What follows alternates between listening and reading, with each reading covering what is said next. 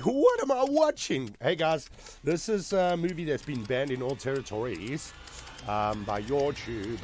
So I thought I'd do a bit of a still kind of version of this, still image version. So let me know what you think about this because this was an awesome, awesome surprise and a great movie.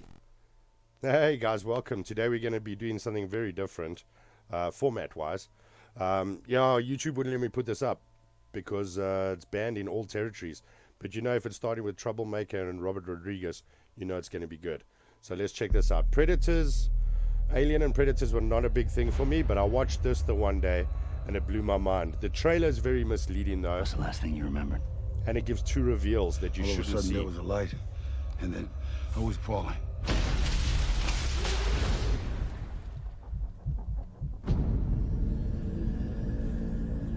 Who are you? I was supposed to be executed 2 days ago. And I was in combat. So was I. Black Ops. Who would do this to us?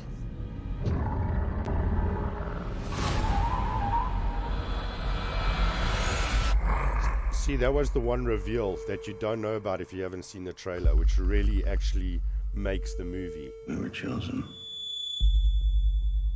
Chosen for what?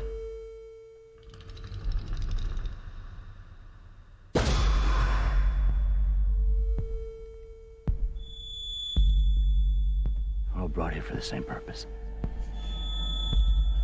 We're being hunted. What? This planet is a game preserve. We're the game. Yeah, the iconic three dots. That was cool.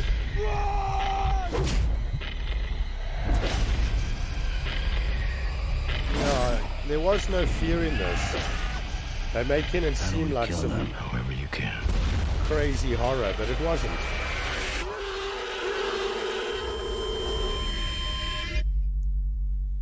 Honestly, man, the trailer really ruined it. The number two is you don't know Lawrence Fishburne's in it. But I suppose doing the junket and everything, you would have found out. But this was definitely one of the trailers that ruined the movie for me. But Troublemaker Studios was really cool. The movie starts off as one of the most amazing openings to a movie I've ever seen. The guy's just falling out the sky. He's passed out. You actually see his eyes closed, and then all of a sudden he wakes up and he realizes he's falling and he starts panicking and freaking out.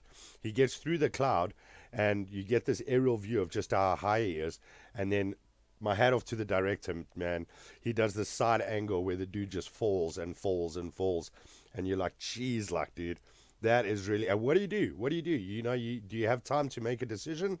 But then there's this thing on his chest which actually allows the parachute to open. I don't know, maybe it's a proximity reading. And then all these guys are on the ground. Funny enough, Mexican standoff with Danny Treasure. And then the big surprise was Topher Grace. Do you remember Topher Grace? Topher Grace was the guy, I don't know if that's how you pronounce his name. It's spelled T-O-P-H. So I think it's pronounced Topper Grace. Here we go, Topher Grace. He was really cool. He's obviously well known for that 70s show. And then, of course, he did Spider-Man 3 was the other one that you might know him for because he was the guy who played the reporter, Eddie, who gets taken over by Venom. So he was actually the first Venom. So that's actually quite interesting. So in this, he's a doctor. As you can see, he's got a scalpel in his pocket. And there's artiflictus something, which I Googled, but it's not real. So I'd like to know what the artiflictus genesis something. Anyway, as they look around, they see this guy's from Russia, this guy's from Mexico, this guy here is from Sierra Leone, and they're all either in the army or in the police force. This guy here is my favorite character. He's got no tongue. He's from the Yakuza. His tongue's been cut out. And then, as you saw in the trailer, this guy's on death row as a murder victim. But then Topher Grace is a doctor. So for me, that was perfect because you'll have all of your army guys. You know, you normally have a guy with an explosive, a guy with machine guns, a sniper, etc., etc. Guy who works with knives, and then your doctor. So this whole team made sense to me. This was a nice callback to the original where the one dude can sense the evil and he looks up in the tree and you see the predator looking at him. So that was pretty cool. And they do a couple of these things. Then this here, it's about 20 minutes into the movie, I think, was a great reveal because everybody finally gets out the forest and then they look up and they can see the skyline and everybody's like, what the hell? What are we looking at? And then once again, like I said, in the trailer, they screwed up because then they reveal or they show you that they actually on another planet. And then like they said in the trailer, they've been brought there because they are the best at what they do. They are warriors, they're killers, they are the predators of Earth. So because you now know they're on another planet, this thing comes out of the bush and that chases them down. And this is where you start learning about the tactics in war or in battle, and how this thing comes out, so that they're basically shooting it. They think that this is what has brought them there. They think this is the creature that's brought them there, or this is the test. So they try to kill this thing, and as always, humans are always pathetic. Aliens are always stronger than us, even though in War of the Worlds they die from the flu, and in what was that, Alien Nation, they can't touch seawater because of the salt. This guy, yeah, the Yakuza guy, he doesn't say a word the whole movie because his tongue has been cut out because he betrayed his owner. So as they walk in trying to find out what's going on, they end up at this campsite where the one dude is tied up, and he then knows that she knows what this is, and later on it's revealed that she knows the story of what happened to Arnold Schwarzenegger and the guys, and she knows the story of this creature that hunted them. So even though she doesn't know what it is, she's heard this story. So this was quite interesting because it's almost like they went to the campsite by mistake. So they then find out that there are 2 or 3 different types of these creatures, and this one has been tied up. So while they're running away, as in normal cliched movies, when they're trying to escape, they end up jumping off a cliff or rolling off a cliff. This falling down the cliff and landing in this lake was crazy, dude. It's the worst like tumbling down a mountain I've ever seen. I see one of the writers did John Wick 4, so he must have been the guy who wrote the staircase scene, because John Wick falling like that just confused the hell out of me. But yeah, so that's what I like about Hollywood, man. Whenever humans are trying to get away from danger, they always end up in water. This actually happened 3 or 4 times in the Jurassic Park franchise. But there were 2 things about this that I didn't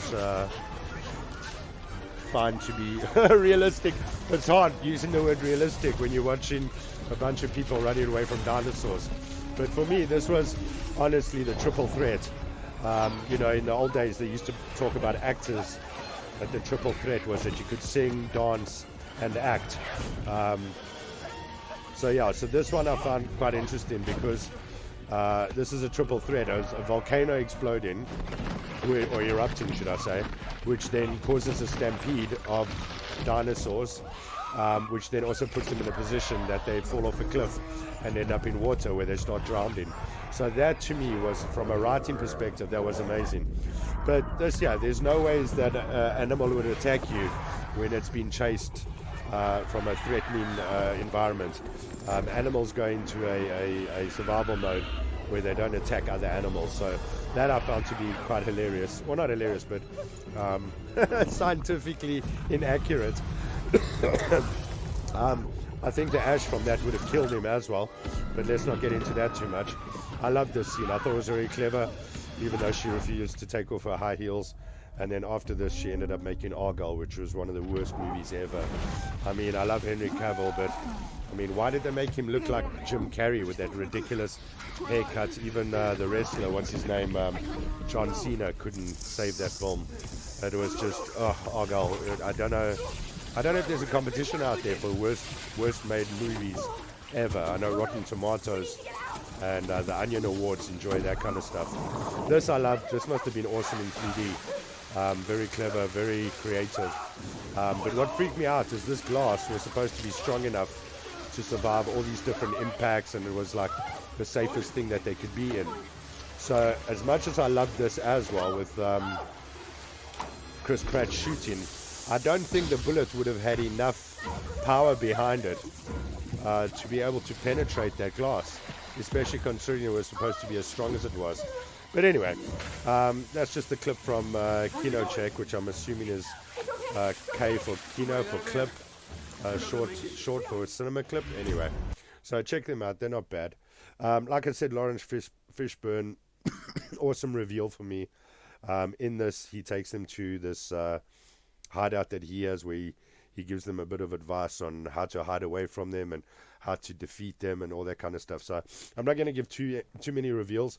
The end of the movie, In the first one with Arnold Schwarzenegger, which he got paid $75,000 for. No, wait, that's what he got for Terminator. Sorry, I only had that because he didn't talk in Terminator, and this Yakuza guy didn't talk here. So I want to do a compilation of actors who don't talk in movies and yet still get paid millions.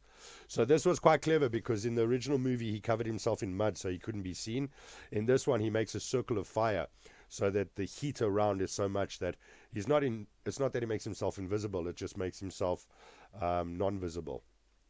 So the movie ends where you see that a couple of them survive, but then as they're walking away from this battlefield, you just see all these other cages and other people start landing, and you realize that no matter what, dude, they're going to be here because another season has started. So that was really cool. And what I like to do is when I see an awesome movie like this, is I like to go into it and find out who the writers and sometimes even who the directors are. So the movie Triangle was one of my favorites as well. Funny enough, also a movie where the trailer is, I don't know how to say this, but it completely screws up the movie and gives you the wrong thing. We've already spoken about Topper Grace. Sorry, man, this was my original recording where I spoke about Topper Grace and how he seems to be the one who is the misfit, or the one that doesn't fit in. Misfit's the wrong word, but the one that doesn't fit with all these heavy killers like Danny Trejo and all these other people. But the crazy thing is, once again, it is about the fact that humans are the most destructive and that humans are the predators of Earth. I mean, it's kind of like, what is that other movie? Even in The Matrix, the guy says humans are a virus. But if you check the writers, this Alex did a couple of cool movies with regards to the genre. You can see John Wick 4, which I said early on. So I think the guy who wrote John Wick 4 and Predators, I think that the staircase scene was the same. November Man was pretty cool. All these movies are cool, and I got to admit that this is one of the movies that when I checked the writers and when I saw what other movies they made, that was quite surprising that Hansel and Gretel 2's coming out. Oh, but the Highlander, dude, this was an awesome reveal. I didn't know, or not reveal, but this was an awesome find. I didn't know that the guys who wrote Predators were going to do Highlander, so I'm really, really excited about that. So Michael Finch. It looks like there should be a T there. Michael Finch, who was part of the Alien Predators kind of franchises, doing the new Highlander, which I think, now that I know it's him, well, not that it would have made any difference. I mean, I would have watched it for Henry Cavill.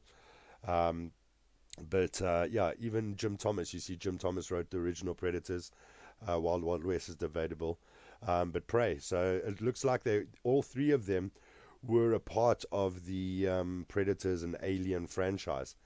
If you look there are a couple of other ones here that I don't even know, because like I said, Mission to Mars was really good. And Behind Enemy Lines, oh wow, dude, that's an interesting one.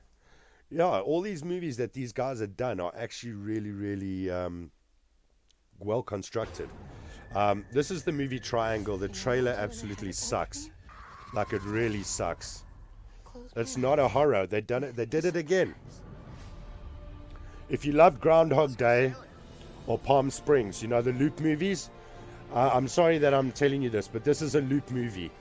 But it's without a doubt the best loop movie I've ever seen, as much as I love Groundhog Day.